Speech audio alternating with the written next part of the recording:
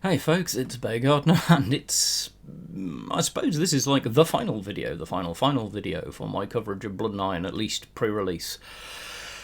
So, I've covered in all the links down below, you can find the playlist down there, like rotations, card spoilers, all sorts of stuff, as much as I possibly can, all the way through the entire expansion. But I wanted to do a separate video, specifically to talk about where all of the nations have landed and what I think about where we've gotten to with each of the nations, just in general, with the Blood and Iron expansion. So this is that. So this might be interesting to you, it might not. As ever, I am a content creator. You can like, follow, subscribe, all that good stuff down below. Even hit the support link. All of that cool stuff is great. So let's just natter about the nations. So we'll start, as we traditionally do, with the main nations alphabetically. So we start with Britain, which is ironic, given that that's probably one of the more controversial nations with regards to cards, this expansion. As in, not cards, the game cards, the cards that have been released for it. So Britain has seen a lot of kind of board-focused control tools, is the way I would describe them, and they are going to cause concern, and validly so, about passive, unfun playstyle. In particular, Garrison, obviously, the new token, which sits around and does damage to your opponent's HQ as long as it's not been attacked, is going to have this kind of concern. And that's okay. I mean, having concerns is good. Am I convinced that that is going to be the main way that gets played? I think that depends on how you approach it. So let's talk a little bit about the way that you can use the tools that Britain has got. So in addition to what Britain has got this expansion, I'm going to take into account things like Royal West Kents, which gave Britain a way to put Blitz and some bonus attack on guards, which is also relevant to the way that I actually think Garrison spawning cards may actually end up being used. So let's start from the top. Let's start from worst case scenario and probably the most frustrating Garrison deck you're ever possibly going to face, which is probably Britain-Japan, and it's pin focused. And the idea is get some Garrison down and then just pin your opponent out of the game using Britain's pin tools plus Japan's also equally potent pin tools, particularly Forced Surrender, to delay your opponent out of the game while you burn their HQ down. So, stage one, how actually viable is this? I mean, it is, kind of. It's a long walk, because the key with board presence, and I've talked about this a bit in my video about the fact that I like board present control and or punish tools as opposed to order-based control or punish tools. The reason I like board present tools like this is that it limits the number of them that can be in play. Garrison, unless you've done something particularly spectacular with it, at which point you're probably quite late in the game, pretty much wants to just sit on your support line, as does the Cheshire Regiment. Now, Cheshire Regiment's a little bit better for pushing forward, because it can actually do something when you push it forward. It's not entirely passive, but it's still the same thing. Cheshire Regiment, by the way, is basically Garrison's big brother. It's the one that does 2 damage to your HQ if it's not been attacked, your enemy's HQ if it's not been attacked that within the last turn. But I mean, both of these, if you're trying to do it the passive way, so that they are occupying your support line. So one of the kind of the key Japan pin tools has been the aircraft that pins, whose name I forget, which is gonna Suisei, has been a key tool for Japan in pinning in the past. Because when we talk about a deck like this, we have to talk about the ally as well as talking about the main nation. Because if we only talk about the main nation, we're kind of missing a big part of what's actually happening. Now,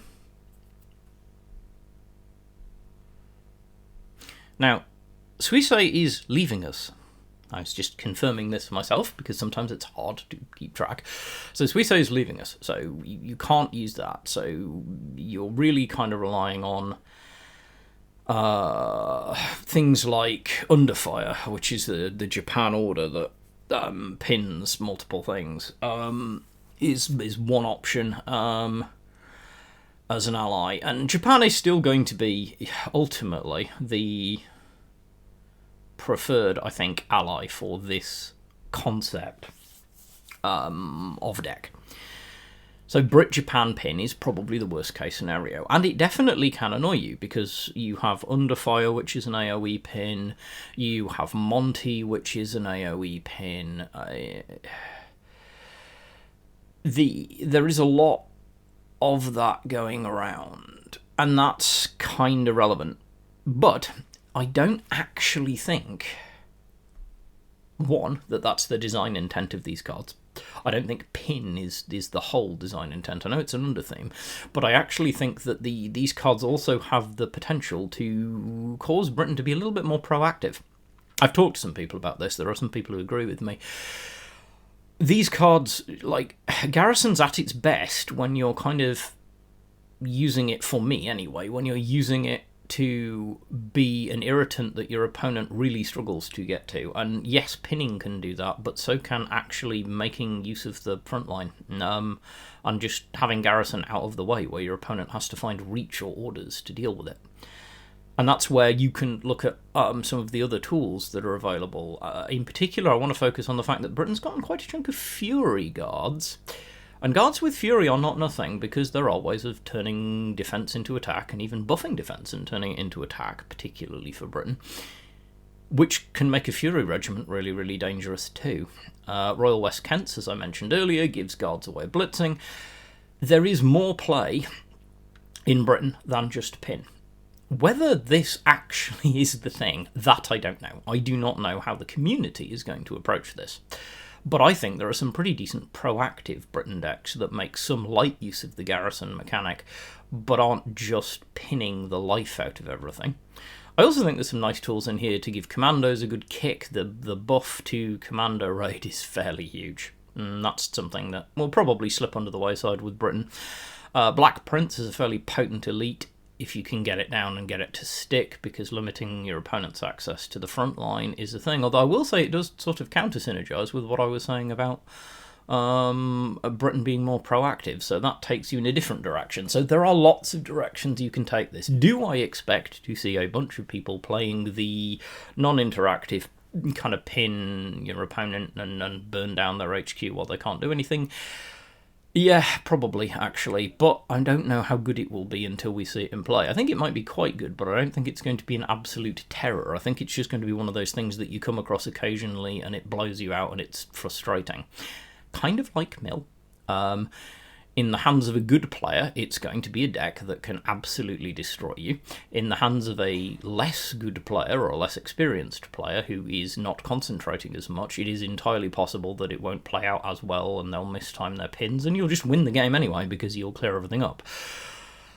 So I think that's likely to be where that falls in. I think where the more proactive Brit deck, the idea of actually using your guards more aggressively, now that is much more interesting to me than the whole pin it and burn it down mechanic. As fascinating as I find light control tools, I'd rather use them in support of something else, because I find that's a much more consistent way of winning.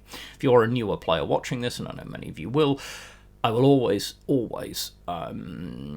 encourage you to go with the more consistent strategies and decks rather than blowout strategies like this, because they are not consistent, and inconsistency will give you problems.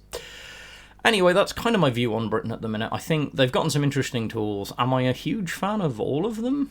No. I have concerns. I share some concerns with a number of top players about the unfun archetype kind of being there, but I also am of the opinion that it's not going to be meta-dominating. I hope not to be proven wrong, or at the very least, if it does start to become better than we think it is, I really hope it gets fixed quickly, because nobody wants that to be a tier 1 deck. I've no problem with it being like a strong tier 3 or a mid tier 2 deck that you occasionally come across and get blown out by, because, hey, I grew up in Magic the Gathering where control metas are a thing and such is life. But I'm not as negative about it as some people might be. I do still have concerns, and I would have liked to have seen a bit more emphasis on the proactiveness.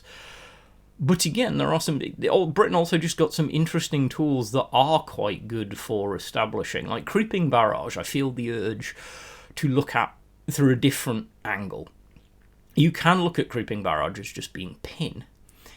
But Creeping Barrage is also pin and then retreat, which pins the unit, gives you a turn to position things on the board in a nation which is normally slow, and then after that unit gets retreated out of the front line, you can actually take that front line. So again, it does have a more proactive, if you look at things through if you look at it from a different angle, if you manage to get past the tunnel vision that is very easy to get with pure pin. I even posted a meme deck list on my own Discord with some card names removed, just as a teaser, and I did. I went with the pin meme because it is the thing that immediately springs to mind. But I don't think it's the be-all and end-all for Britain. I think there are other options, and also I think many of these tools, lightly spersed into other decks, will find them good too. Anyway, that's just my thoughts, but that's Britain. Next up on the list is Germany. Now, so Germany's a weird one. Primarily because Germany right now is already in an incredibly strong place. Germany is quite possibly the strongest nation in the game right now from a pure value point of view. It is incredibly well played. German various formats of mid-range. German ally air decks. There's so much Germany out there. There really is. So Germany's new tools kind of need to be able to do something different, and I don't know that they did. I think so. Let's get the elephant in the room out of the way. The biggest reason that I don't think these tools will be as impactful as the devs might want them to be is that they didn't rotate Reichsbank. Straight up. I am of the opinion that Reichsbank needs rotating and that some of the ramp cards need trimming. Not removing, I'm not saying that we need to get rid of credit acceleration entirely in a game, because credit acceleration's been, or at least resource acceleration's been in every CCG I've ever played in. But I'd love to see more things doing it the way that, say, Women at Work does for the US, where it's actually a more proactive kind of, it's doing something to something in your hand way. Reichsbank is such a easy crutch. It's so good. And I think part of the reason that this whole brand new 4 damage archetype is really not going to take is that I just don't think it's good enough in a meta where Reichsbank defines German midrange as being heavy, really heavy, because it gets big swing turns, either Reichsbanking into a Blitz Doctrine or Reichsbanking into big board presence. And there are so many good German cards like Arado and Pack 40 that don't fit into the 4 damage archetype that you're not going to want to cut those cards just to enable playing around with the thing, at least not at a competitive level. Now, as ever, I have to be the person who talks broadly. Do I think that this archetype is going to be playable and something that people can have fun with and on the climb up and at the lower end of it and maybe even at the base of Field Marshal if we stay away from the upper end of ladder, maybe out of, I don't know, the top 1,000 or 800? Yeah, probably, actually. It probably is. But the reality is that I don't think it's going to be as impactful as the devs want it to be, because the impact needed to come from removing the tools that were already good, or at least changing them enough that they were going to be affected. Germany is in need of tapering, in my opinion. I don't think we're going to see a massive swing in the German meta. I think you're still going to see lots and lots of German-US mid-range. You might see some other allies thrown in and tried out there, but in the great scheme of things, I don't think it's certainly not on upper ladder. Do I think that you're going to start seeing lots and lots of this 4-attack archetype? It's just not going to happen. It isn't good enough. And that's a shame, because I kind of wish that it was. Because it'd be nice to see something fresh. But I don't think we're going to see anything fresh while Reichsbank is still in the game and unnerved. Just my opinion, but that's kind of where I sit on Germany, which is that I don't want to dig too much into Germany's stuff because we've got this kind of scattered approach to some new decent value German cards that can hypothetically do it, and some allied Italy cards that sort of lean into an archetype that might be a thing. But in the end, I don't think any of them are actually good enough to outright good old-fashioned German mid-range, which is the problem. So that's me on Germany. I don't think this is going to be a particularly changed expansion for Germany. On to Japan. Now, Japan is interesting because Japan is definitely trying to push things, but so the beginning of this statement needs to be made in context. So there is endlessly an attempt to change the core approach of Japan. It is continuous. There is a continuous attempt to throw new things out there for Japan to try, because Japan aggro remains a thing, a very consistent thing which is never going anywhere. Not without some massive card changes, because it's always good. It's always consistent. And Japan always suffers to a degree from this, because whatever you're trying to put in needs to find a way to be better than Japan aggro. Now, we saw Japan Salvage, which was kind of Japan aggro, but with a bit of a change. But it didn't stick. It's still seen, but it's not seen as commonly as just plain Japan aggro. We saw some Japan heavier decks, Japan Poland Legions, or just a heavy Japan Germany more weighty Jagro. Like, yeah, some people called it like fat or heavy Jagro, where you'd run some of the heavier units like Winter Regiment and just go a bit more top end or mid range. But that didn't stick either. Japan Poland Legions was very good and might be good again now that Shibata's been tamed, because Shibata absolutely crippled Japan Poland Legions and Legions in general, so we'll have to wait and see if that comes back. Anyway, that's where Japan was. Where do they want Japan to go? Well, Shock and Smokescreen, obviously. That's what's being pushed. We're seeing Shock and Smokescreen. Shock is an interesting mechanic and could be very useful, especially for someone like Japan who has fragile units. So we have this shock thing. We have Smokescreen. I don't think we actually have enough Smokescreen. I think throwing together a Smokescreen deck is something I will probably at least try to do, because that's the best way to test it. But looking at the tools that are out there, I don't know that it's it. I don't know that it's good enough yet. It needs more support. And then, of course, there is the addition of these better units, better value for price stuff. Now, those are more interesting. Those are substantially more interesting because they are more likely to make their way into Japan aggro decks, and might make their way into Japan aggro decks that start to lean a little more mid-range, go just that little bit slower to have bigger value on the board. And I think that'll get experimented with. But I'm still not sure it's actually going to be good enough when you've got defeat in detail and you can just charge forward like a thundering machine and go under everything, the way that Japan aggro's been doing forever. So that's kind of the issue with Japan, is I don't know whether there's enough new in it to really impact things. I like that new directions are being tried. I just don't know that they're good enough. And I'm sure there are a number of these tools that are going to be used in some interesting kind of... Japan always seems to have something in it that can be used in some weird kind of crazy OTK methodology. And we did see a new card for self-credit denial, although I don't think that's going to be enough to revive the archetype entirely. Although I will say this season I had a decent run on a self-credit denial deck, so it's not dead. It is playable if you can concentrate enough. But it's still not as good as just flat Jagro or playing air or US mid-range or ramp for that matter.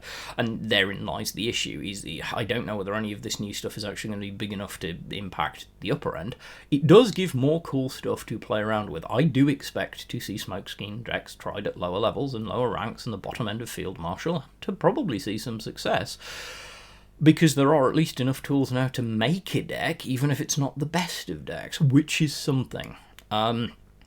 But on the whole, again, I think Japan, like Germany, is likely to remain very static. And we're just going to find ways to tech the new stuff into Jagro. The new Bomber definitely techs into Jagro so well. It fills a void that's been left by the... Well, so we've lost Sheetan. It's not as good as Sheetan, but it's still decent. And it's cheap. So I think it's going to go in there as an elite. I think there's going to be more teching these cards into a Japan aggro deck than there is likely to be actually seeing innovation in Japan. Which is just something to be aware of. Japan is these...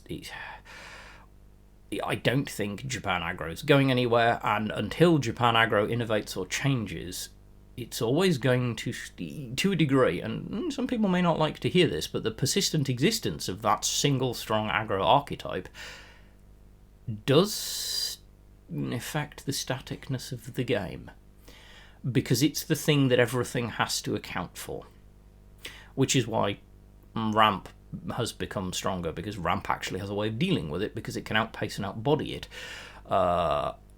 Frontline was kind of a good matchup into Jagro, because the beauty of Frontline into Jagro was that there was that kind of moment where the two kind of butted heads, but it was never a guarantee. It wasn't. There was an edge depending on who went first in your deck build. But again, Jagro's not going anywhere. I think it will probably just evolve as it always does. And the newer Japan stuff, while cool and interesting, I don't think is strong enough to stand on its own, which is always going to be the problem, because then players who want to play Japan will just lean Japan aggro, because it is such a good deck to recommend. It's also such a good deck to recommend to a newer player, because you can build a budget version that runs really well.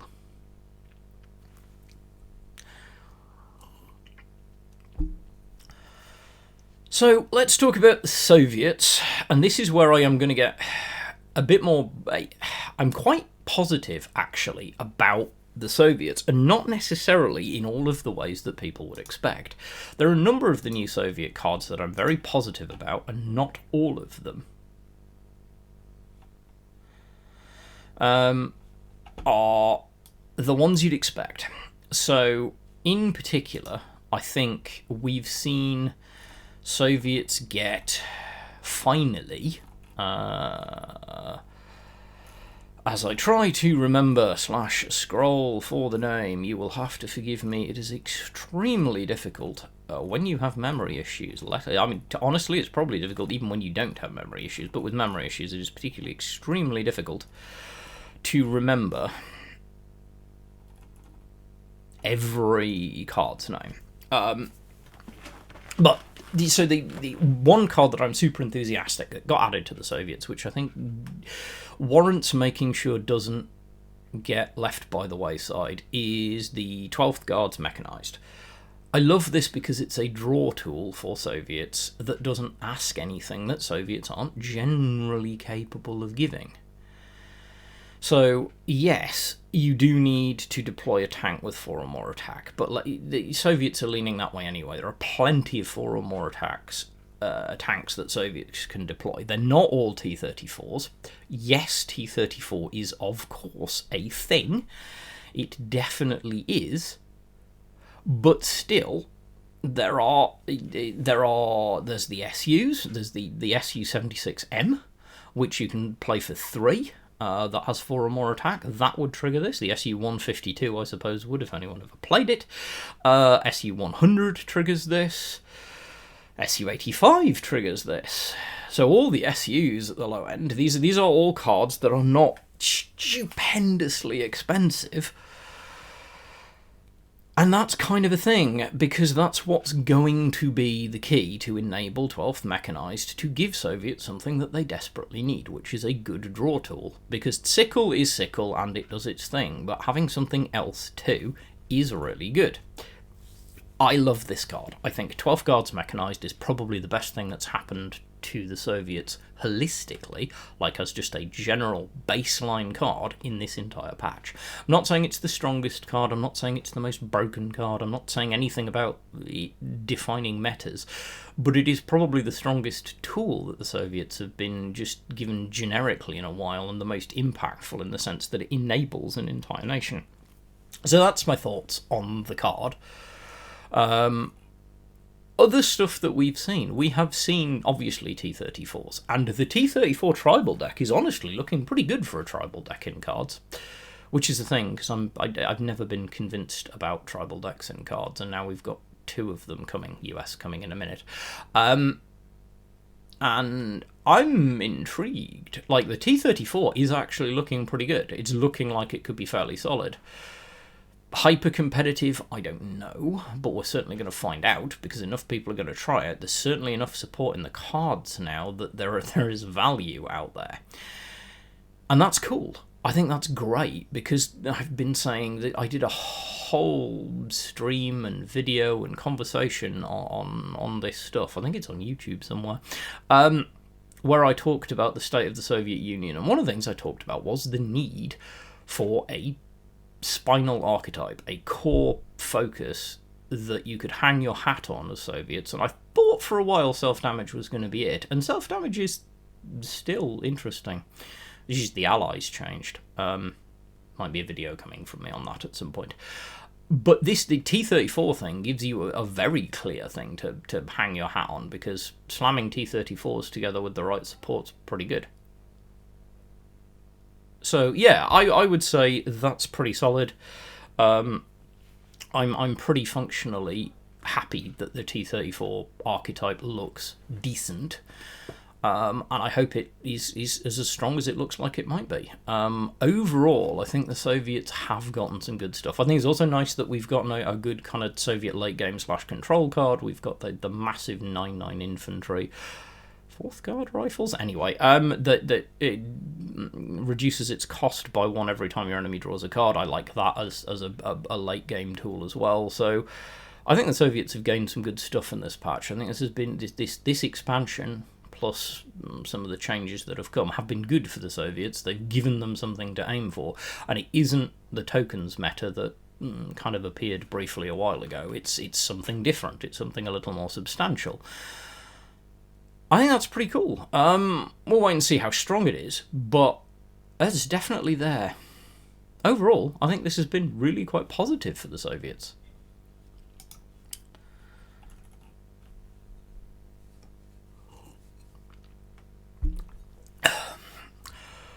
Okay, so the USA. So let's open up with the rise and rise of Ramp. Ramp is not going anywhere. It's going to change its clothes a little bit because you're going to see some ramp tools into 3-op cost, because 3-op, or trips, or throp, whichever you prefer to use, is going to be a thing. It is very strong. When you look at the card pool that we have had, plus the card pool that already exists, and the fact that it has a brand spanking new ally option, see France in a bit, 3-op's really good.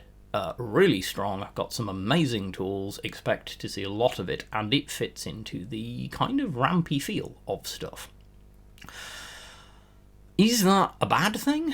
Some people are going to say it's a bad thing. I know some people are really, really struggling with the amount of ramp that we're seeing, and I do get it. It is very pervasive at the moment because it's very strong. But I actually like that this is pushing ramp in a different direction, because 3-op does not leave as much room for including a bunch of stuff to just proc a few extra bits from Retribution.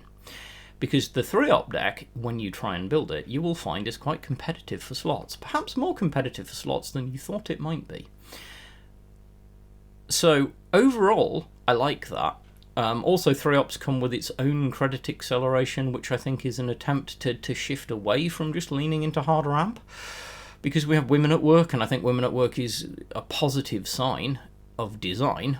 I just don't know whether it's going to be impactful enough that it's actually going to make a difference while we still have America at War, War Bonds, and War Machine in the game. I don't know whether it's going to be enough. Because just, like, getting discounts on a card is lovely and great and fine, but just getting more credit slots is just better. It just is, because it's permanent. I don't know whether it'll be enough to change it, but yeah, the 3-op deck is going to be around. The 3-op deck in its various formats, whatever ally you end up using it with, is going to play and win a lot of games. It's probably going to see some competitive play too, because I think it is good enough to be tier 1 and competitive. On to the other half of the US, which is the Sherman Tribal deck. Now, this is where I am less convinced, but still reasonably optimistic. We have seen some good Sherman support. We have. There are some absolutely cracker cards out there. We have got Calliope, which is very good. We have got Hell on Wheels, which is insane if played at the right time. So we've got some of this stuff, and then we've got some other stuff that is just general support for this Sherman archetype. So it is there, but is it good enough to actually be a regular US main? So I suppose this again goes back to something that I talk about a lot, which is the difference between kind of upper level play and lower level play. At a highly competitive level, no. Bluntly, no. I don't think Sherman's is going to appear very often. I don't think it's strong enough. I think 3-op will, Sherman's won't. But as a playable deck, it's probably there or thereabouts. So you'll probably see some people doing it because they enjoy the tank archetype, and that's kind of good. But it is another tier 3, tier 2 deck. Not a tier 1 deck that's going to be highly competitive, and we're seeing a few of these in the expansion, and I'll probably talk about that when I wrap up at the end. But on the whole, that is the one thing that I will say, is that I think of the two leanings in this, one of them is clearly much, much stronger. 3-op is very, very strong. Right, Allied nations and France. So France is really quick to summarise in this, because France is just the new. It has 3 cards, and they go to being 3-op support cards. France is the 3-op support ally, like the most obvious one. It has 3 decent cards, technically 4. I'll talk about that when we get to Poland. Yes, really. But it has 3 really decent cards that will support the 3-op thing, and it already has the Tui Regiment, which is pretty decent in 3-op because it is a 3-op card that buffs all non-French cards every turn, and you're going to have a lot of non-French cards, unit-wise. So, France is the new 3-op ally, and that's really it for France. Honestly, I like that a lot. I like that it's focused, I like that it's strong, I like that it goes nowhere near the things that France has been involved in the past, and pushes France in an interesting new direction into a trade-heavy interactive deck as an ally. Love that, love to see it, love to see France getting some more tools like that. I would have also liked to have seen, honestly, some more tools in the vein of the more proactive cards that we've had, like the Chasseurs and the 51st. But I do understand that when you're only dropping 3 cards, you kind of need to pick your battles. And they picked their battle and hit it hard. And I love that focus. I think it's kind of helpful. So that's France, and I think France has done pretty well out of it, to be honest. I think it's pretty solid. I think it will be a good 3-op cost ally. I certainly intend to play it. Italy.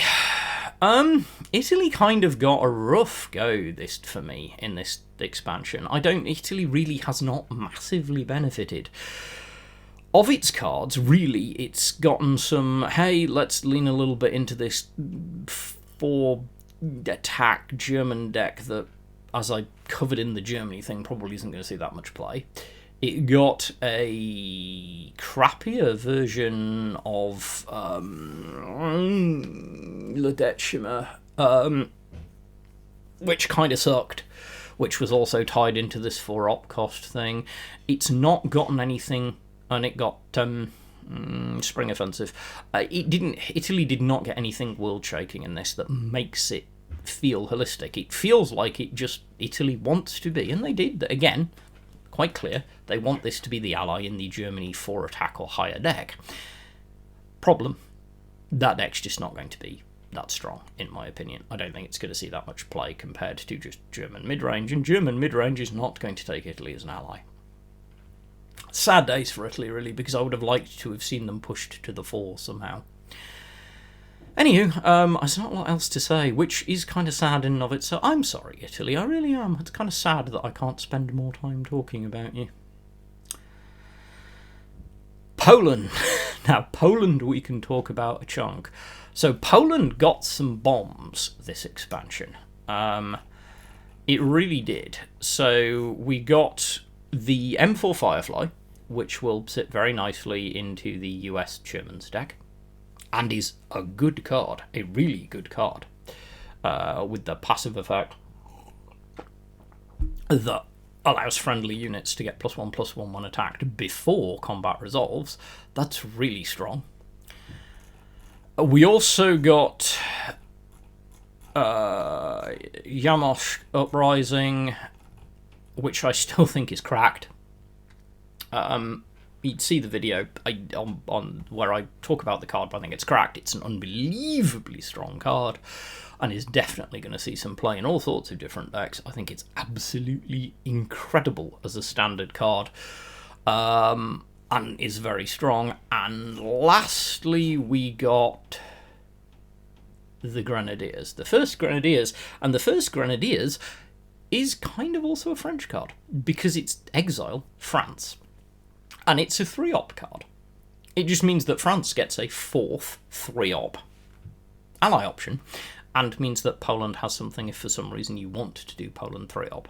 You don't, that I can think of, but at least it's got something if you ever did, and it gives them a design space to head into in the future. But the fact that it is Exile France means that it's a no-brainer to throw those.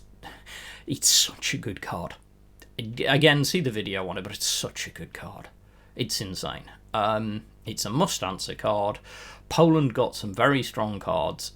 Kind of feels a bit harsh that one of them is basically a French card, but I also quite like the fact that the devs were willing to do that, to take that jump, and realise that 3-op ally needed a little extra shove, and we're not releasing a 4th France card, but what if we had historically, we take advantage of the history. By the way, also go look at the history of the first Grenadiers before you start grumbling about the fact that we're doing something weird in this. There's some relevance to this, but critically, I think it's very smart design and helps push an archetype that I think could be healthy in kind of adjusting the way that we see US from one static reliance. Will it be good enough? I don't know, but 3-op looks like it probably will. But overall, Poland had a pretty good expansion. Really did.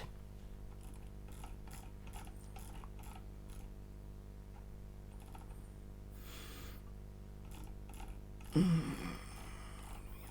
of the day. This probably speaks volumes. Oh, Trento Division, that's what it's called.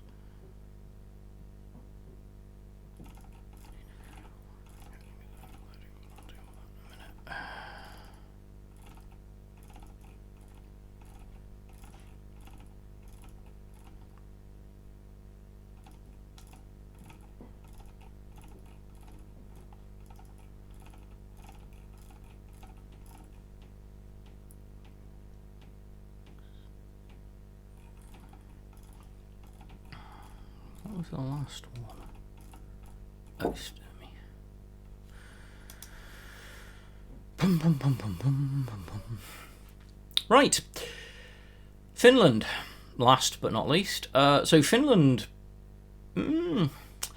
Finland's interesting, because Finland was already really in quite a strong place as an allied nation anyway. It had some really good options. And it got kind of two things. It got two cards that are supporting or attempting to create this new use of Sissy, which I am unconvinced is going to be enough to actually be relevant. Sorry, I just don't know that it is. And also it picked up Sturmy, which is the kind of nice little tank that has the incredibly annoying it costs the enemy extra to deal with the tank effect. which I like. I liked Sturmy. I think Sturmy was an interesting choice. But on the whole, my problem is not that Finland didn't get some interesting cards. My problem is that I don't think Finland got interesting enough cards to be impactful. I don't think much of what we think of Finland is going to change. I don't think the new Sissy thing's going to grab an awful lot of ground. I think some people will try it. And Sturmy's probably going to find its way into a few decks because it's just incredibly annoying. But it would probably found its way into a few decks regardless of what nation it was in. I feel a little bit like Finland got quite a light touch this, which is not a bad thing because Finland is, of course, a newer ally and has lots of fresh and powerful effects already. Kind of okay with it, but that's my general summary of Finland. Okay, so I don't want this to be a super long video, so I'm going to make my summary at the end relatively quick, which is that I think that Blood and Iron is headed in a good direction. I think Blood and Iron has released some interesting new cards and some stuff. I think Blood and Iron has probably done more to invigorate newer decks at lower ranks that people can play around with on the climb and at the base of kind of Field Marshal after you just make it there than it has necessarily dropped big sea changes to the competitive scene. And I think that's something to be very aware of. I do think Blood and Iron has done a couple of very smart things, and I do think Blood and Iron has missed a couple of tricks. So I will outright, so as I said in the Germany section, Blood and Iron missed the trick with not doing something about Reichsbank. Reichsbank is still something that needs addressing, in my opinion.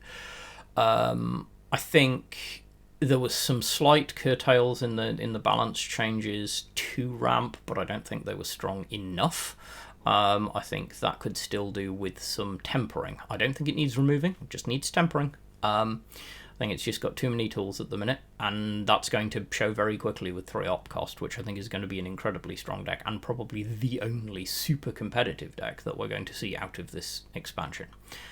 Expect to see that in competition. I think it's going to be very, very good. So good, in fact, that I wouldn't be at all surprised to see it touched in 4 weeks' time, also with the balance patch. Britain, the unfun archetype question. As much as I enjoy Control, as much as I am someone who is probably going to play around with this, I do understand the concerns with the thing, and I think it would have been nice not to have gone for the pin sub-theme. I think the pin sub-theme is the thing that is going to end up distracting people from what I actually think were some cards which had the potential to invigorate the British to be a little bit more proactive. My only concern is that people are just going to get distracted by pin and therefore not bother, and play uninteractive decks that are just waiting for your opponent to burn. Some people just want to watch the world burn. Sorry, quotes are a thing. But that's kind of where I stand. I think the Soviets did well. I love what was done for the Soviets. I think giving the Soviets some good solid tools, as well as a good generic archetype that you can kind of hang your hat on, was great work. The Allied nations were a mixed bag. Love what they did with France. I think that's very cool. Kind of sad for Italy and Finland. Everyone else kind of a bit indifferent. Like Poland got some good stuff, but it doesn't hang itself together in any particular way. These, of course, are only my thoughts, and if you have different ones, I thoroughly encourage you to hit the comments below, reach out to me on social media, join my Discord and have the conversation. All the links to that stuff is down below, along with the links to the complete playlist of however many hours of content I have done for Blood and Iron, and it's a lot. I will be around. At this point, it is tomorrow, the 28th of November, doing some streaming on release day. As always, I hope it was interesting.